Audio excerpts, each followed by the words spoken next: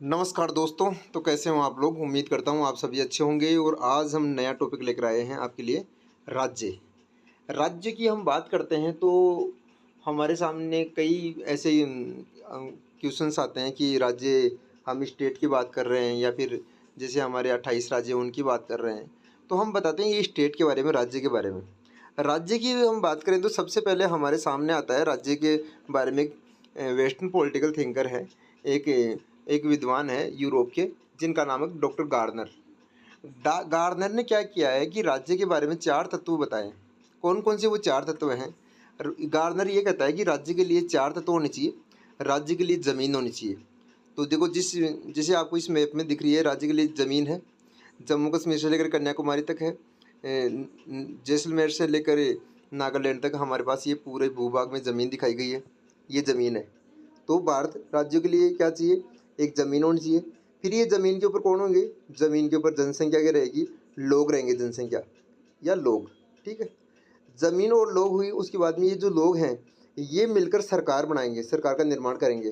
जैसे हमारे यहाँ संसदीय व्यवस्था है, और संसदीय व्यवस्था में क्या है, सरकार इनडायरेक्ट रूप से लोगों के द्वारा चुनी जाती है। ठीक है। तो लोगों के फिर हमारे पास ये सरकार बन गई, और सरकार के पास में संप्रभुता होगी। संप्रभुता को क्या बोलते हैं? संप्रभुता को सोवरेंटी बोलते हैं। संप्रभुता क्या बोलते हैं? सोवरेंटी बोलते हैं। ये जो संप्रभुता है, इससे ये क्या होती है संप्रभुता? संप्रभुता का अर्थ ये होता है कि आप अपने डिसीजन खुद ले रहे हो या नहीं ले रहे हो।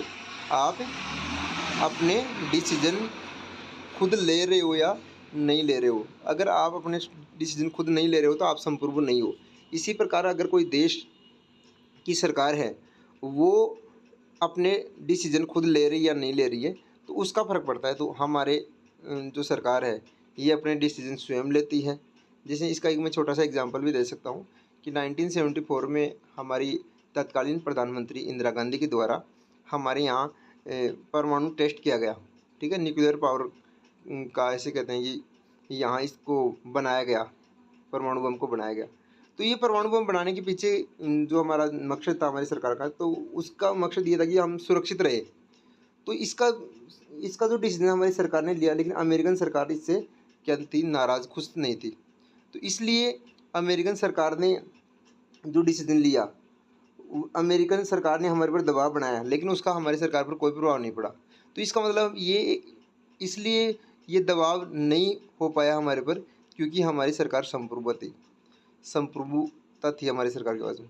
तो राज्य के बारे में गार्डनर की ये 4 ये जो नाम है, ये हमें देखने को मिलता है कि इन 4 तत्वों से मिलकर राज्य बनता है। अब आगे हम चलते हैं भारतीय संविधान के अनुसार राज्य। भारतीय संविधान के अनुसार राज्य की बात करें तो अनुच्छेद 12 है हमारे संविधान का, जहाँ भाग 3 का ये अनुच्छेद 12 है, ये राज्य की बात करता है। राज्य जो शब्द है इसको डिफाइन किया गया है, परिभाषित किया गया है आर्टिकल 12 में, अनुच्छेद 12 में। अनुच्छेद 12 ये कहता है कि राज्य के अंतर्गत क्या क्या चीज़ें आएंगी। तो ये कहता है राज्य के अंतर्गत भारत सरकार आएगी। ठीक है। हमारी संसद आएगी, हमारी राज्य के विधानमंडल आएंगे। ठीक है। और राज्य विधानमंडल के अंदर जो क्षेत्र है वो आएगा, और भारत सरकार के अधीन जितने भी क्या है कार्यालय है, जितने भी स्थानीय और अन्य प्राधिकारी है। मतलब आप ये कह सकते हैं कि प्रत्यक्ष और अप्रत्यक्ष रूप से राज्य के द्वारा पोषित, ऐसे कह सकते हैं, राज्य के द्वारा पोषित जो भी चीज़ें हैं वो राज्य के अंतर्गत आएगी। ठीक है। और राज्य के अंतर्गत वो चीज़ें आएंगी जिस, आप ऐसे इसको एकदम सिंपल और साधारण भाषा में ये समझ सकते हो कि जिस जिस चीज़ को राज्य पैसे दे रहा है ना, तो वो चीज़ें क्या आएगी, राज्य के अंतर्गत आएगी। अगर मतलब राज्य उनका भुगतान कर रहा है ना, राज्य कहीं ना कहीं पैसे दे रहा है ना, तो वो राज्य के अंतर्गत आएगी। और राज्य जिन चीज़ों का राज्य पोषण नहीं कर रहा है ना, वो राज्य के अंतर्गत नहीं आएगी। इसमें कुछ अनेक बोर्ड्स भी हैं, अनेक से हमारी संस्थाएं भी हैं जो सरकार से जुड़ी हुई हैं। ठीक है। कई बार ऐसे क्वेश्चन पूछे गए हैं जिसमें ये कहा गया है कि इनमें से कौन सी चीज़ें हैं जो राज्य के अंतर्गत आती है या नहीं है। तो इस प्रकार से हमने देखा कि राज्य क्या है, भारतीय संविधान के अनुसार राज्य क्या है, गार्डनर के अनुसार राज्य क्या है, और राज्य के प्रमुख तत्व कौन कौन से हैं। इन सारी चीज़ों की हमने इस छोटी सी वीडियो के माध्यम से राज्य को समझने का प्रयास किया है। ये हमारा जो चैनल है ये पॉलिटिकल साइंस के लिए समर्पित है। आप लगातार इससे जुड़े हुए हो, तो इसको वो क्या इसको शेयर करें, सब्सक्राइब करें। धन्यवाद, नमस्कार।